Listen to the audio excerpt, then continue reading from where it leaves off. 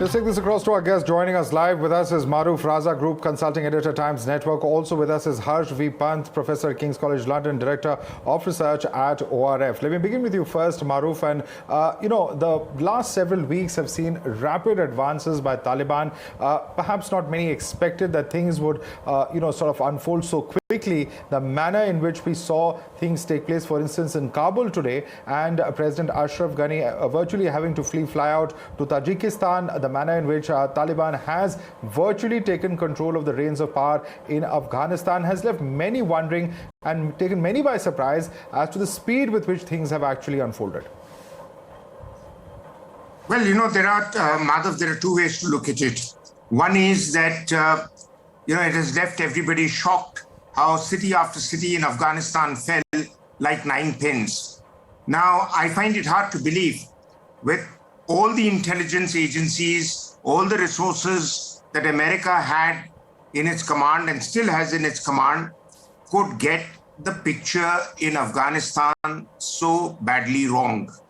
The reasons are that America had been there for 20 years. In 20 years, even a person who's from a non-intelligence, non-military background begins to understand the flow of operations in any part of the world, whether it is in Jammu Kashmir, whether it is in Sri Lanka, whether it's now in Afghanistan or Iraq, Syria, etc. So I am actually beginning to feel that America perhaps wanted the war to go on its terms up till a point, and when they felt they could not win anymore, they just decided on a hasty exit, doing a most shockingly compromising deal with the Taliban, who were earlier called good Taliban and bad Taliban. Good Taliban were the ones that America could buy out. Bad Taliban were the ones who were opposing them. America knew all along that the Taliban's real support base is in Pakistan.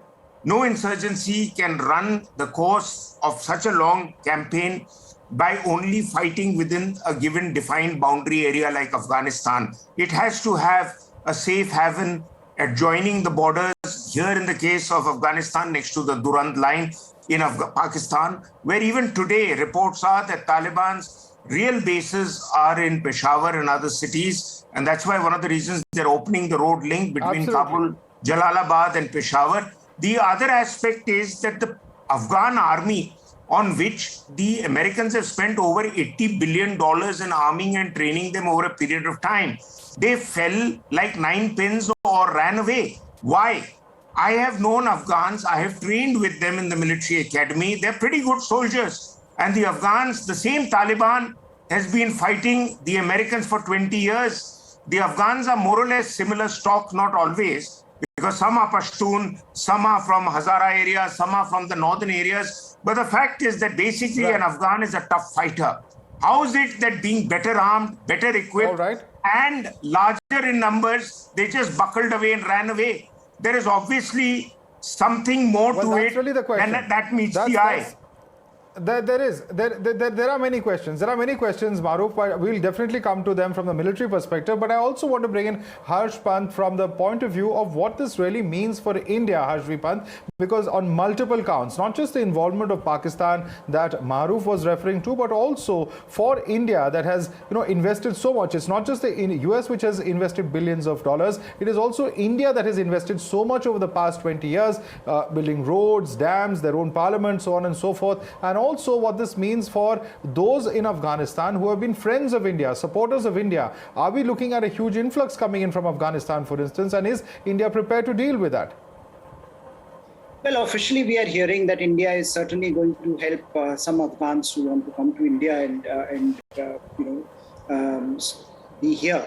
But I think the larger issue for India will be the challenge that this would pose for Indian interests in the region, and the kind of I don't think it's a long-term advantage, but short-term advantage to the sense of Pakistani achievement in Afghanistan. So clearly, I think from multiple ends, whether it is the resurrection of this idea that this kind of extremism can actually win against a mighty empire like America, a mighty military empire like America, whether it is the idea that extremist ideas that at one point post 9/11 were becoming redundant or marginal in global discourse. Suddenly we will see that these ideas will come back because this is something that has happened.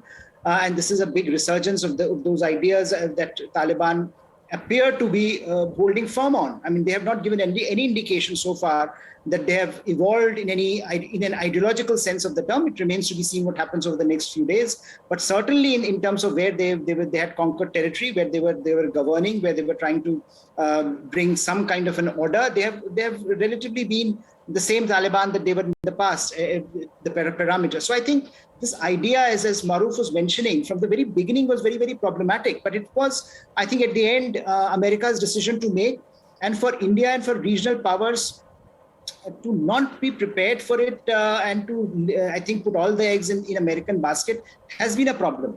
And I think we cannot deny that. I think that is going to be a challenge going forward. And whether it is in terms of dealing the extremism that emanates or whether it impacts India, I personally think that India is better prepared. I think India is not the India of 1990s. We can certainly deal with what happens in terms of the resurgence of extremism. But I think the larger challenge, again, becomes China, Pakistan, dual axis, and in Russia included now. I think if Russians do decide to legitimize the government there, then under what conditions that will happen. So I think all these questions do not paint a rosy picture at this particular point for India. Well, absolutely. And Maruf, that's a very, very important question. If there is legitimacy given to the regime by other countries like Russia, for instance, what happens as far as Pakistan, China perhaps is a very easy guess comparatively. But what happens then to the Indian position? Yes, there have been talks that have been taking place in Doha. But beyond that, beyond actually engaging with the regime, will India really have any other option? Well, there are two elements to my response. One is the India factor, and one is what is really evolving in Afghanistan. Firstly, the India factor. Really, this whole parroting the line that we are not going to recognize a regime that's going to take Afghanistan by force really doesn't, it's water on a duck's back as far as the Afghan Taliban are concerned. They have existed in the past without global recognition. Afghanistan is sitting on a lot of resources in which China, through Pakistan, is willing to invest in. Russia has also got interests in there. So the Taliban will survive and survive quite well, whether you recognize them or not. As far as India's interests there are concerned, India's interests there are threefold. One, the investments there in infrastructure, which I don't think the Taliban can completely destroy, like roads, dams, schools. Some of them they'll destroy, but not all, because they've been known in recent times to target Indian infrastructure. Three, the other aspect of Afghanistan is what else are India's interests? India wants to be a player there, but India has always been playing hide and seek. It's been talking to Taliban behind everyone's backs, but it doesn't want to come out on the front table and ask for his seat either in the earlier Moscow conference or more recently the Doha peace talks, etc. And Pakistan certainly don't want India in the room. So India has to wait and watch where it can make a difference. I personally feel that India has always gone a mile too far in trying to please the Afghans and please the Americans by putting in a $2 billion+ worth of investment there, when that money would have made a greater impact on our neighborhood in Nepal, Sri Lanka, and even perhaps Bangladesh. But that was a folly of Manmohan Singh's government. Right. But I think what is more important is that what is the Taliban really going to do? The Taliban is Pakistan's front to control Afghanistan and probably get a toehold into Central Asia, because Pakistan's always wanted a larger Islamic republic of sorts, and that is what they're going to use the Taliban for. But having created the Taliban, when you create a Frankenstein monster, you will also burn your hands with it. So the spillover effect of refugee problem Pakistan has had in the past with Afghan refugees there in the 90s, they will again have a similar problem now, and that is going to eat into Pakistan's exchequer. And the last point is that we need to understand that I personally am convinced all this argument, which is a Western narrative to get India involved in it with feet on the ground like soldiers, is nonsense. Pakistan is in between. Pakistan can make sure that Taliban doesn't run over Pakistan. And until Taliban runs over Pakistan, it's not going to come knocking on our doors. We don't have land contiguity with them. So I don't know which strategic logic gets all these think tankers to give us this nonsense. That is the essential point. For America, this is again a Saigon moment.